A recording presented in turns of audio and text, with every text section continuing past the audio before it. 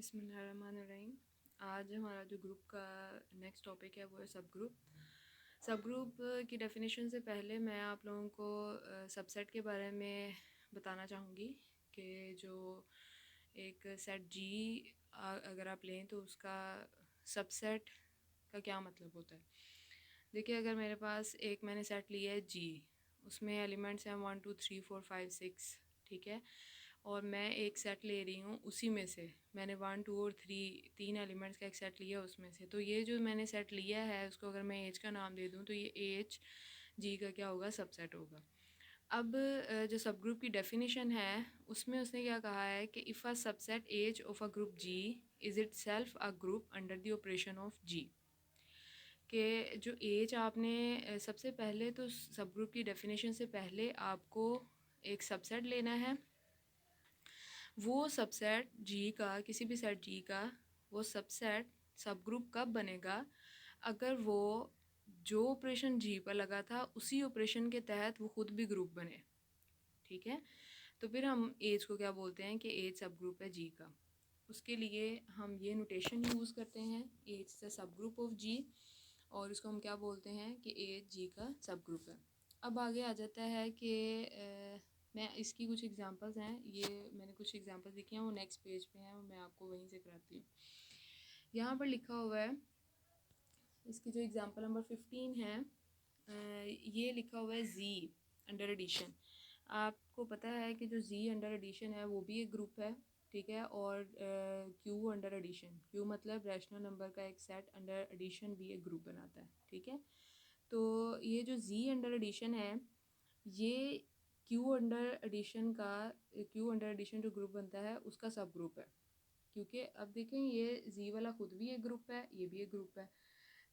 जी जो है वो क्यू का सबसेट है, और क्यू अगर अंडर एडिशन ग्रुप है तो फिर जी को भी अंडर एडिशन ग्रुप होना चाहिए। अगर जी भी अंडर एडिशन ग्रुप है तो फिर ये जो जी होगा, फिर ये जो जी वाला ग्रुप बनेगा ये इसका क्या होगा, ये इसका सब ग्रुप होगा क्यू वाले का, ठीक है।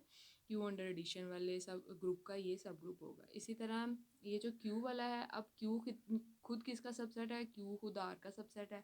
और आर अगर अंडर एडिशन ग्रुप है तो अगर आपने क्यू को उसका सब ग्रुप प्रूव करना है तो क्यू को भी अंडर एडिशन ग्रुप होना चाहिए। और हमने पहले डेफिनेशंस में और पीछे एग्जांपल्स में हम पढ़ चुके हैं कि क्यू अंडर एडिशन ग्रुप होता है, ठीक है।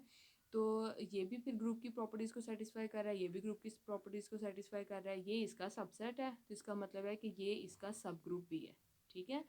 तो यहाँ से सब ग्रुप की डेफिनेशन क्लियर होगी। नेक्स्ट आपके पास है एक और एग्जांपल कि set of cube roots of unity form a subgroup of this one. जैसे आपने एक सेट लिया था, मैं यहाँ पर आपको एक सेट लिखकर बताती हूँ। आपने एक सेट लिया था 1 ओमेगा ओमेगा स्क्वायर, ये एक सेट था जिसको हम क्यूब रूट्स ऑफ यूनिटी बोलते हैं। और ये किसका सबसेट है, ये बेसिकली कॉम्प्लेक्स नंबर का सबसेट है, ठीक है। यानी कि अच्छा, अब ये इसका सबसेट है तो यहाँ पर फिर हम क्या कहेंगे कि ये चूँकि इसने ग्रुप बनाया था अंडर मल्टीप्लिकेशन, तो फिर हम क्या कहेंगे इसको कि ये जो है ना ये सब ग्रुप होगा उसका। इसी तरह आपने एक और सेट देखा था जिसमें 1 plus minus aorta plus minus 1 plus minus aorta, ये एक सब ग्रुप देखा था। तो इसी तरह ये ग्रुप देखा था। तो फिर ये जिसका ये अपने बड़े वाले सेट के साथ क्या होगा, अगर इसका बड़े वाला सेट जो है सुपर सेट इसका, वो भी अगर सब ग्रुप हुआ, वो अगर ग्रुप हुआ तो फिर ये वाली चीज़ क्या होगी, सब ग्रुप होगी, क्योंकि ये उसका सबसेट है। और अंडर ऑपरेशन वही जो कि जिस पर जी जिस ऑपरेशन को ओबे कर रहा है उसी ऑपरेशन को ये भी उसी ऑपरेशन के तहत ये भी ग्रुप की प्रॉपर्टीज़ को सेटिस्फाई करेगा, तो फिर ये भी एक सब ग्रुप होगा, ये भी सब ग्रुप होगा उसका। तो यहाँ पर लिखा हुआ है set of cube roots of unity, यहाँ पर लिखा हुआ है कि set of cube roots of unity forms a subgroup, ठीक है, वेयर सी जिसमें से ज़ीरो नहीं है, ज़ीरो माइनस किया हुआ है, ये ग्रुप होगा of a non zero complex number under multiplication of the complex numbers. Next example number 17 है, उसमें क्या कहा हुआ है कि every group G has at least 2 subgroups namely G is itself and identity. कोई भी ग्रुप ले लें आप, उसमें 2 सब ग्रुप्स तो लाजमी होने, एक जी खुद और एक उसमें आइडेंटिटी वाला सबसेट। अब ये दोनों जो हैं वो उसमें लाजमी तौर पर सब ग्रुप होंगे, क्योंकि जी जो है वो तो खुद पूरे का पूरा है, तो वो तो ग्रुप की प्रॉपर्टीज़ को सेटिस्फाई कर ही रहा है। आप उस पूरे के पूरे को चेक कर रहे हैं तो वो तो ग्रुप होना है। तो ये वाली चीज़, ये वाला तो ग्रुप हो गया अंडर उसी ऑपरेशन के तहत जो ऑपरेशन उसने इस पर डिफाइन किया था। ई चूँकि आइडेंटिटी एलिमेंट है तो ये एसोसिएटिव भी होता है, इसका इन्वर्स ही खुद ही होता है, इसका ऑर्डर भी 1 होता है। मतलब ये भी चीज़ जो है वो सब ग्रुप बना देती है। तो इसका मतलब ये जो है, ये आपके पास 2 ट्रिवियल सब ग्रुप्स आते हैं जो हर एक ग्रुप के अकॉर्डिंग आपको मिल जाएंगे। आप कोई भी ग्रुप लें, उसके ये 2 ट्रिवियल सब ग्रुप तो लाजमी तौर पर एग्जिस्ट करेंगे। इसके अलावा जो सब ग्रुप एग्जिस्ट करेंगे वो subgroup non trivial subgroups होंगे। ठीक है, उनको हम क्या बोलते हैं? Non trivial subgroups. यहाँ लिखा हुआ है any other subgroups of a G is called non trivial subgroup of G. ठीक है, जैसे अगर मैं यहाँ पर एक सेट लिख रही हूँ, जैसे मैंने Z5 का, चलें Z4 का लिख लेते हैं। Z4 का मैंने एक सेट लिया 0 1 2 3। ठीक है, अब मैंने इसको चेक करना है कि इसमें से मैं कितने जो हैं वो सब ग्रुप्स बना सकती हूँ। अभी मुझे ये तो नहीं पता मैं कितने बना सकती हूँ, और मुझे अभी ये भी नहीं पता कि वो कौन कौन से होंगे, लेकिन ये 2 तो मेरे पास शोर है ना। एक मेरे पास कौन सा सब ग्रुप शोर है, एक मेरे पास ये वाला सब ग्रुप शोर है, ठीक है, और एक मेरे पास ये पूरा Z4। ये तो 2 सब ग्रुप्स हैं। ये दोनों मेरे पास क्या होंगे? ये मेरे पास दोनों ट्रिवियल सब ग्रुप्स होंगे। ठीक है, इसके अलावा मैं जो भी कोई सब ग्रुप्स निकालूंगी इसमें से, वो मेरे पास नॉन ट्रिवियल होंगे। जैसे अगर मैं यहाँ से इस Z4 में से, क्योंकि मेरे पास Z4 है 0 1 2 3, अगर मैं Z4 में से एक मैं सेट सबसेट लेती हूँ 0 और 1 का, ठीक है, इसको मैंने चेक करना है क्या ये मेरे पास सब ग्रुप है या नहीं है।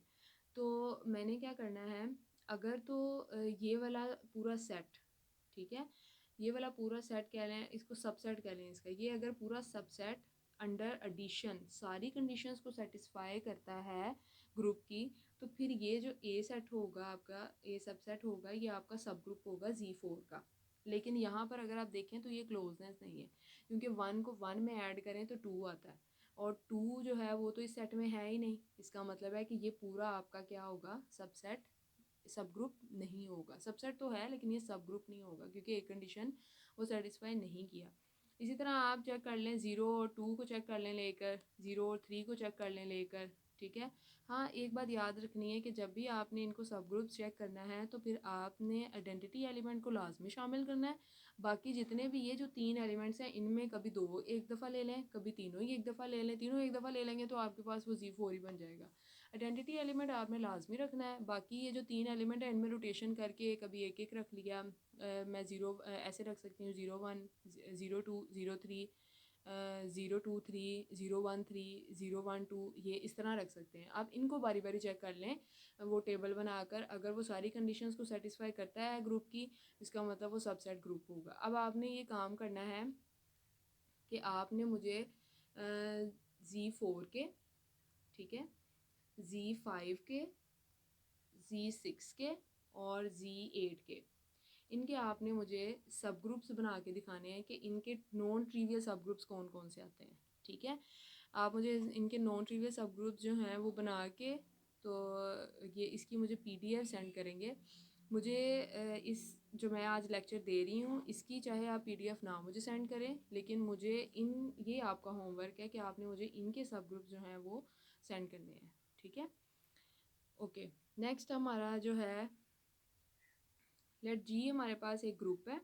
ये हम एक थ्योरम पढ़ने लगे हैं। ये थ्योरम हमें क्या बताएगा, ये आपके कोर्स का हिस्सा है theorem. The following theorem establishes an easy criterion for the determining whether or not a subset H of G is the subgroup of G. एक हम क्राइटेरिया छोटा सा यूज़ करेंगे जिससे हमारी मुश्किल आसान हो जाएगी कि किसी को भी किसी सबसेट को सब ग्रुप शो करने के लिए आपको वो 4 प्रॉपर्टीज़ सेटिस्फाई करने की भी ज़रूरत नहीं है। आप इनको इजीली चेक कर सकते हो इस फॉर्मूले के तहत। कोई भी ग्रुप, अगर हम कहते हैं कि लेट जी बी या ग्रुप, ये तो ग्रुप है, ये गिवन चीज़ है। दूसरी बात उसने क्या कही गई है, then a subset H of G, ये सब ग्रुप होगा if and only if H non empty subset G का सब ग्रुप होगा इफ़ एंड ओनली इफ़ अगर मैं दो एलिमेंट एज में से लूँ और उन दोनों की प्रोडक्ट कैसे ए बी का इन्वर्स वो एज को बिलोंग कर जाए, फिर हम कहते हैं कि जो आपके पास एच नॉन एम्प्टी सबसेट था वो एक सब ग्रुप है। मैं दोबारा रिपीट कर रही हूँ कि एक लेट हमारे पास सब ग्रुप है जी, लेट हमारे पास जी एक ग्रुप है, हमने एच देन फिर क्या है कि एच जी का सब ग्रुप होगा if and only if for A B belongs to H the element A B inverse belongs to H. अगर अब इसका वैसे मतलब क्या है आसानी से समझने के लिए कि आप जी एच जो है वो जी का सब ग्रुप होगा इफ़ एंड ओनली अगर वो ये कंडीशन सेटिस्फाई करता है, कौन सी, कि ए और बी कोई से भी दो एलिमेंट्स आप एच में से उठाएं और जो बी एलिमेंट है वो ऐसा हो कि वो उसका इन्वर्स आपने लेना है, बी नहीं लेना, उन दोनों को मल्टीप्लाई करें और उनकी प्रोडक्ट भी एज में जानी चाहिए, तो फिर हम कहते हैं कि जो एज है वो क्या है, वो सब ग्रुप है। ठीक है, किसका, जी का। ठीक है, ओके। अब हम इसको प्रूव करते हैं, लेकिन जो मैंने आपको काम दिया है ना, आपने जो Z4 जो भी मैंने आपको ऊपर लिख के दिए थे उनके लिए आपने काम टेबल बना के करना है। ठीक है, टेबल बना के करें। देन जब टेबल बना के कर लेंगे, छोटे छोटे सबसेट से लेकर टेबल बनाएंगे उन हर एक का, जो टेबल सेटिस्फाई नहीं कर रहा होगा उसको क्रॉस कर देंगे, नेक्स्ट सबसेट की तरफ जाएंगे। इस तरह आपने काम करना है। ठीक है, तो ये वाला क्राइटेरिया आपने यूज़ करना है, लेकिन अभी नहीं, अभी सिर्फ आप Z4 के लिए काम, Z4 Z5 Z6 Z8 के लिए इस तरह के काम करें जो मैंने अभी आपको बताया है। अब हम इसका प्रूफ करते हैं। इसके प्रूफ में क्या बात बताई हुई है, अच्छा इसके प्रूफ में क्या बताया आपको। अब देखें, इफ़ एंड ओनली इफ का वर्ड यूज़ हो गया। जब इफ़ एंड ओनली इफ का वर्ड यूज़ हो जाता है ना, तो इसका मतलब है कि दोनों चीज़ें होल्ड कर रही हैं। अगर ये है तो ये चीज़ होल्ड करेगी, ये है तो ये चीज़ होल्ड करेगी। ठीक है, तो मैं सपोज कर लेती हूँ कि पहले मैं एक दफ़ा ये चीज़ सपोज करूँगी, ये चीज़ प्रूव करूँगी, फिर नेक्स्ट टाइम मैं ये चीज़ सपोज करूँगी और ये चीज़ प्रूव करूँगी। ये मतलब होता है इफ़ एंड ओनली इफ का, कि आपने दोनों चीज़ें प्रूव करनी होती हैं। पहली को लेके दूसरी प्रूव कर दें, फिर दूसरी को लेके पहली वाली प्रूव कर दें। तो मैं अब क्या करूँगी, मैं सपोज कर लेती हूँ कि H is a non empty subset of a, sorry क्या मैंने सपोज करना है, suppose H is a subgroup of G. H G का सब ग्रुप है, मैंने खुद ही सपोज कर लिया। तो फिर मैंने शो क्या करना है, देन का मतलब होता है उसके बाद वाली चीज़ आपने शो करनी है। देन क्या शो करना है कि तमाम ए बी जो एज में से आपने लेने हैं उनके लिए ये कंडीशन होल्ड करे कि ए बी का इन्वर्स एज को बिलोंग कर जाए।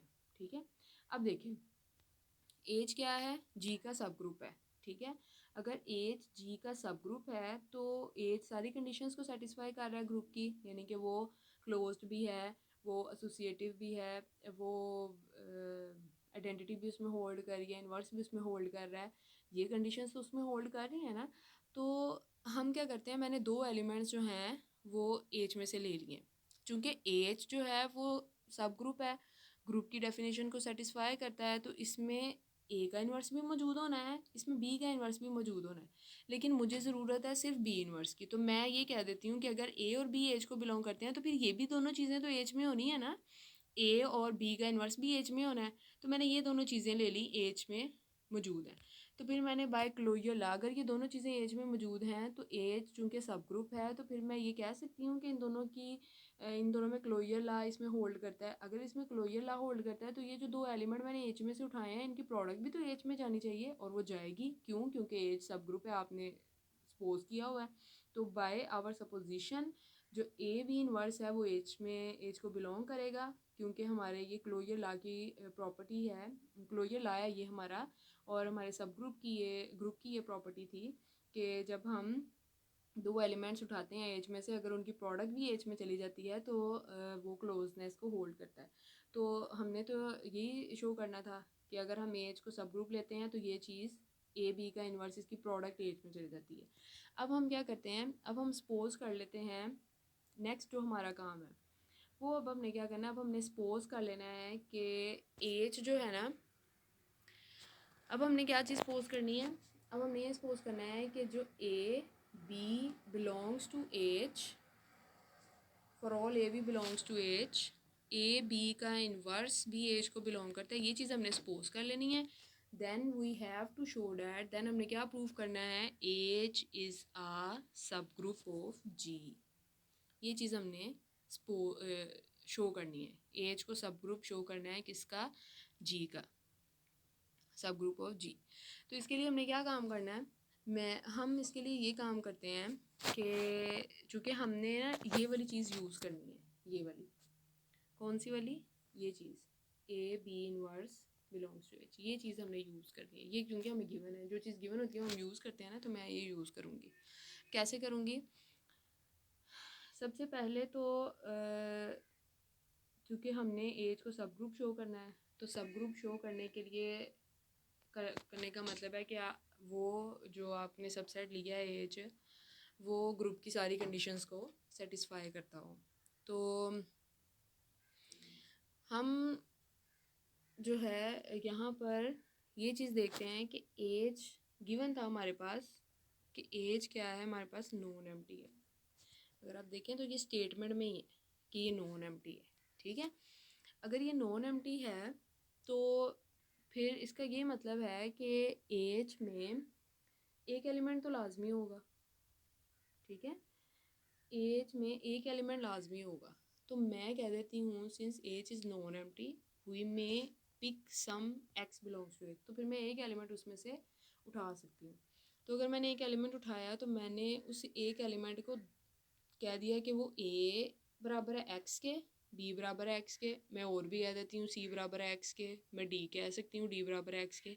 मैंने एक ही एलिमेंट लिया है, मैंने कौन सा डिफरेंट एलिमेंट लिया है, मैंने एक ही एलिमेंट को कितने नाम दे दिए, वो मेरी मर्जी है, ठीक है। मुझे ज़रूरत थी कि मैंने दो को, एक ही एलिमेंट को दो डिफरेंट नाम देने थे, मैंने वो दे दिए। मैंने एलिमेंट्स तो नहीं उसमें से दो उठाए, मैंने एलिमेंट एक ही उठाया, लेकिन मैंने उसको दो डिफरेंट नाम दे दिए, ठीक है। अब हमने क्या करना है, जैसे अगर हम एक एग्ज़ाम्पल लें, हमारे घर में जो मेड आती है, ठीक है, वो क्या करती है, अब उसका वो एक ही बंदी है, ठीक है, उसने डिफरेंट काम करने होते हैं, ठीक है, रहती तो वो एक ही बंदी है ना। इसमें भी जो एक्स एज में से आपने लिया वो है एक ही है, उसको डिफरेंट नाम दे दिए हैं, ये एक्स को भी ए का नाम दे दिया है और इस एक्स को बी का नाम दे दिया है, ठीक है। अच्छा, अब यहाँ पर क्या करें, वी हैव, हमारे पास है कि ए बी का इन्वर्स, ये हमारे पास गिवन है, ए बी का इन्वर्स, ये चीज़ हमारे पास गिवन है, ठीक है, वो मैंने इधर लिखी है। तो मैंने ए की जगह पर ए की वैल्यू लगा दी, बी की जगह पर ये बी की वैल्यू लगा दी, और बी और इन्वर्स वैसे ही ऊपर लिखा गया।